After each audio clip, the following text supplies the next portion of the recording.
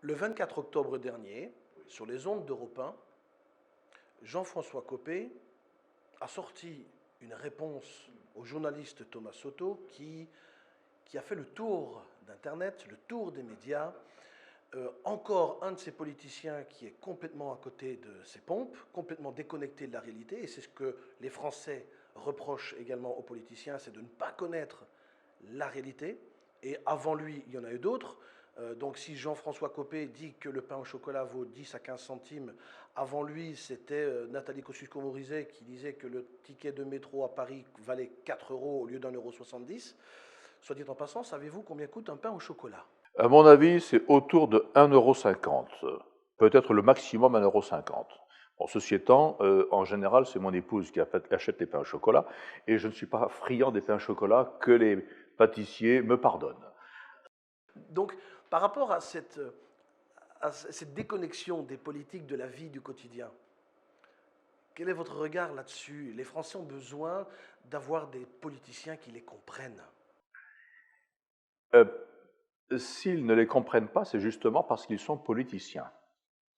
S'ils faisaient de la vraie politique, ils les comprendraient, ils seraient près d'eux, ils les connaîtraient. Le politicien, selon moi, selon ma définition, c'est quelqu'un qui fait une carrière dans ce qu'on ose appeler la politique, qui est en fait une sorte de commerce des idées visant à conquérir le pouvoir et conserver le pouvoir.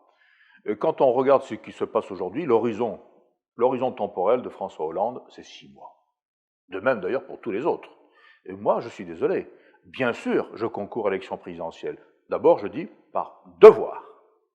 Mais je scrute le siècle qui vient, parce que des quantités de choses sont déjà inscrites.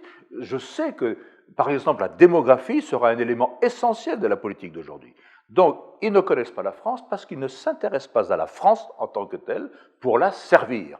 Ils s'y intéressent pour s'en servir. C'est très différent. Ils sont dans un système, les politiciens, dans un système de marketing, un système commercial. Donc, au moment de l'élection, on va donner le paquet, on va faire des propositions, le catalogue de la redoute, des propositions pour l'industrie, pour ci, pour là, etc.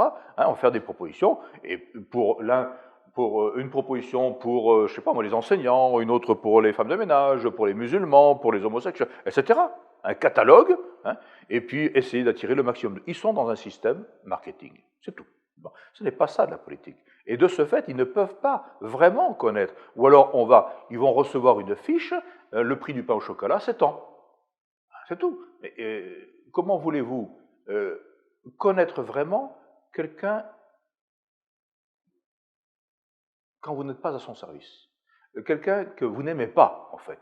Parce que l'amour de la patrie, du pays, porte à cela, à le connaître et à connaître les gens qui sont dans ce pays.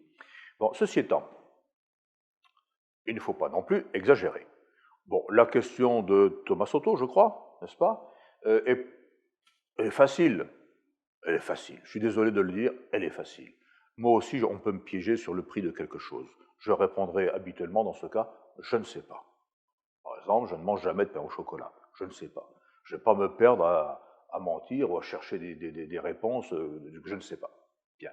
Mais je ne crois pas du tout essentiel qu'un homme politique, je ne parle plus du politicien, mais qu'un homme politique connaisse vraiment le prix du pain au chocolat.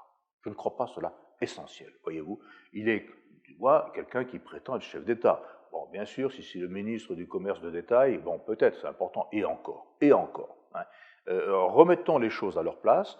L'homme politique, ce n'est pas, quel qu'il soit, ministre, chef d'État, il ne doit pas rester au niveau du détail. Il doit avoir une appréhension globale qui est faite des détails. Certes, mais les Français ont besoin de ce détail parce que eux, c'est leur quotidien. Je crois que c'est le quotidien des Français. Je crois que il y a les des Français Français qui sont dans la précarité, qui sont en manque quotidien. Il y a des Français qui déjà le 12 du mois sont déjà dans le rouge sur le compte en banque. Il y a des Français qui doivent réfléchir à 3 fois pour dépenser 50 centimes d'euros. C'est à ces Français-là. C'est ces Français-là qui ont besoin aussi d'être rassurés. Mais bien sûr, mais il ne s'agit pas de ne pas les rassurer. Il ne s'agit pas de ne pas travailler pour eux. Quel est le vrai rôle du politique? Ce n'est pas de connaître ces détails, c'est de faire en sorte que les Français ne soient pas dans le rouge au 12 du mois. C'est ça leur vrai rôle. Donc c'est de créer les conditions pour que les gens puissent s'épanouir, puissent vivre avec de quoi manger en suffisance, ne pas être dans le rouge au 12 du mois. C'est ça leur vrai rôle. Ce n'est pas de tout connaître, ce n'est pas de tout décider. Je suis désolé, pardonnez-moi de me répéter peut-être, mais le rôle du président de la République, ce n'est pas de dire « Ah, la TVA sur le yaourt à la fraise bio va augmenter de 0,5 points ». Ce n'est pas ça son rôle.